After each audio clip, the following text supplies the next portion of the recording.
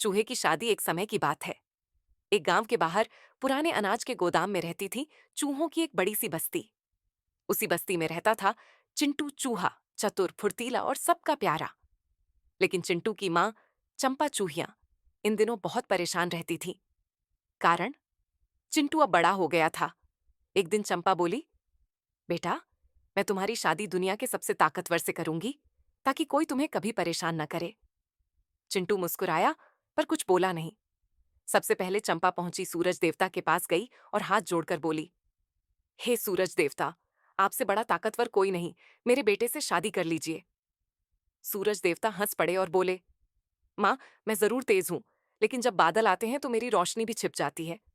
मुझसे ज्यादा ताकतवर तो बादल हैं। अब चंपा पहुंची बादलों के पास पहुंची। फिर बादलों ने गड़गड़ाते हुए कहा, आपसे बड़ा ताकतवर कोई नहीं, मेरे बेटे से शादी कर लीजिए। बादलों ने कहा, हम बरसात लाते हैं, लेकिन हवा हमें इधर उधर उड़ा ले जाती है। हवा हमसे ज्यादा ताकतवर है। फिर चंपा हवा के पास पहुंची। हवा हंसते हुए बोली, मैं तेज हूं, पर पहाड़ के सामने मेरी एक नहीं चलती। पहाड़ मुझे रोक लेता है। अब चंपा पहाड़ के पास पहुंची। पहाड़ गंभीर आवाज में बोला, मैं बड़ा और मजबूत हूं, लेकिन एक छोटा सा चूहा मुझे धीरे धीरे कुतर देता है। सच मानो, मुझसे ताकतवर वही है। चंपा हैरान रह गई। एक चूहा? चंपा घर लौटी और चिंटू को सारी कहानी सुनाई। चिंटू हंसकर बोला, माँ, हर किसी की ताकत अलग होती है। अपने जैसे को समझने वाला साथी ही सबसे अच्छा होता है। माँ की आंखें खुल गईं।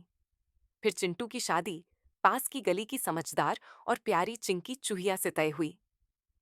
गोदाम में ढोल बजे, दाने के लड्डू बने और पूरी चूहा बस्ती में नाच गाना हुआ। चंपा खुशी खुशी बोली, आज समझ आया, सबसे बड़ी ताकत समझदारी है। और अधिक रोचक कहानियों सुनने के लिए चैनल को लाइक, सब्सक्राइब और शेयर करें।